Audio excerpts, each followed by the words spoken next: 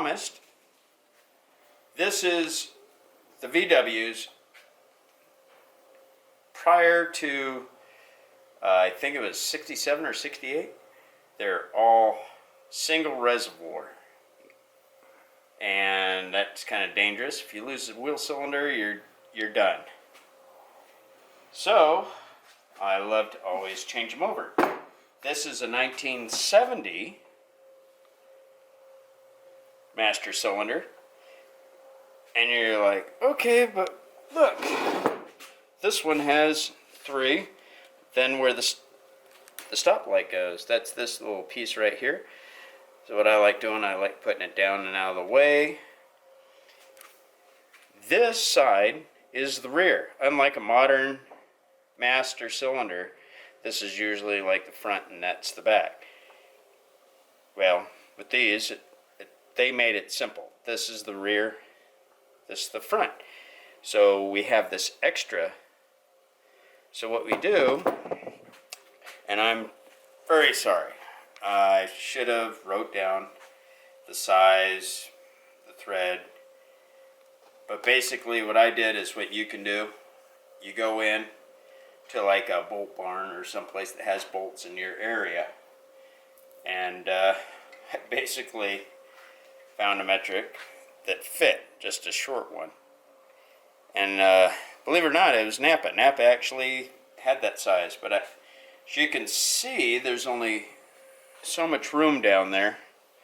So what I had to do is cut it off, clean it up, and then before you put that in there, you need a nice new copper washer.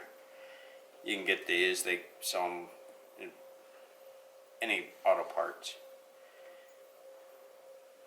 Then what you do, I like using the bottom one because this is actually the rear right here on the old one, so you don't have to bend that much, and you can just bend a little, and the distance is almost the same. So what you'll do is you'll bend it back, put that in there. As you can see, just slowly get that in there. This will plug it off. And remember, this is a 1970. These things, I guess, go for around 50 bucks. So, that's for you, Phil.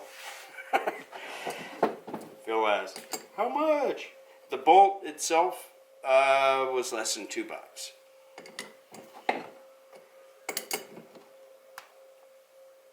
And it doesn't take much. It snugs it up. The other thing is, you'll see how rough this area is right here. What I did first is I took a file. I don't know if you can see the scuffing, or you saw it earlier in the video. Made it smooth. I used a nice flat file, cleaned it off brake clean, made sure nothing got inside the piston area. I didn't want to ruin that. So there we have it. That is set up for you to put on inside. So now you'll have a dual reservoir. The next thing is, where are you going to put that reservoir?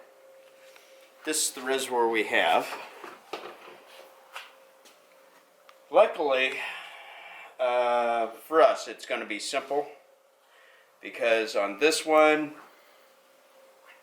as you can see back here, there's no wiper, nothing in here.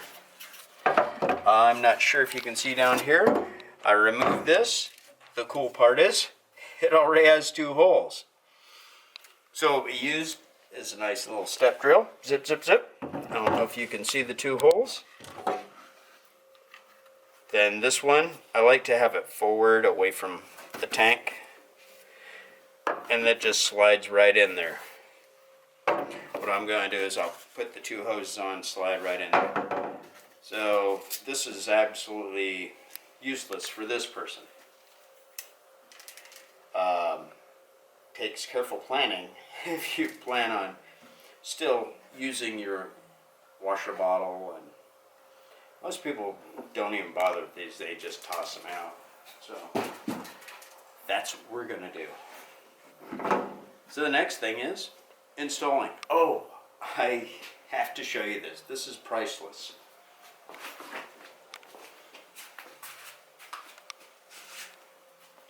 You can see in here, this is threaded.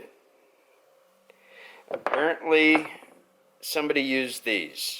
Why, I have no idea. But they ran them through here, these little dinky bolts. It bolted it up that way. This VW is full of this junk. I mean, it's terrible. For me, I like to have it so it's proper. Nice. So what we're going to do now is get a couple washers, if we got them. You don't necessarily need them for this vehicle, but we'll see if we can get them. Okay, the problem here is this is on the firewall outside, and the bolts are on the inside. So it literally takes two people to install one of these master cylinders. Hopefully you got a buddy or something, and they'll just start them for you. So me and my bro will get that going, and we'll be right back. Okay, me and my bro just got the two bolts started, and we got the pin in place. Here's something I wanted to show you. This is special. Can you see that, Jack? Mm-hmm. Yes. Yeah, I can see it. That's what they held the line on with.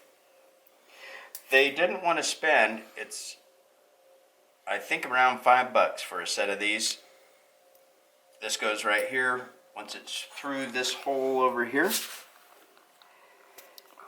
I noticed they did on the air side, and all you do is you drive that in after it's in place. God knows why they didn't want to spend $5, but it's more safe. This line was wiggling all over the place. As you can see, you have to rebend everything, because this wants to go off to the side like this that went on top before, so now I got to actually bend it back straight. After I do that, then I'll put it in here. It'll go over there. It'll be in here. You can see how it is right here. For some reason they lost the plug, so they put these on. These will work just fine for the stoplight. When you press on the brake, the pressure makes the there we go.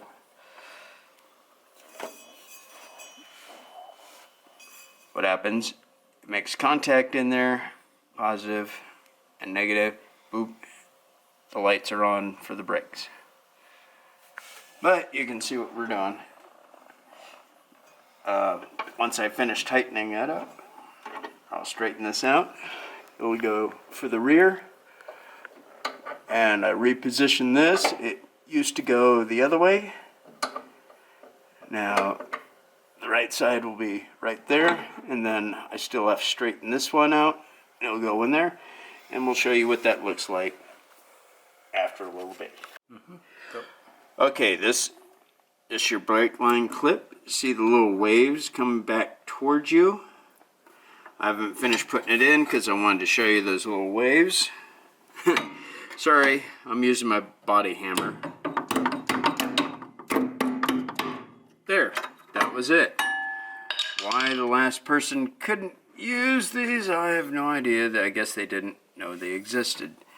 You can see we rerouted the brake lines, and it took a while because there's a bit of bending and playing around and testing and trying out. These two wires doesn't matter, because when you press on, it just basically shorting out just so the light will go on. So if they're one way or another, it doesn't matter. It's like arcing a battery, you know. That's how that works. the next step, we'll have to put the reservoir in, put the 2 lines in, then we'll use the vacuum bleeder, which I got. It's you saw it in one of the videos probably, and then it's done. So there you have it. That's how you turn it into a dual reservoir master cylinder. I'm sorry, my tongue got tied. Dual reservoir master cylinder setup. This is much safer than having that one single reservoir, because something gets in one of the cylinders or they wear out, you lose one, you're done, and then you're hoping that your cables are in. That's another video. We actually have to put the cables in this too for the e-brake system. And that's all for now.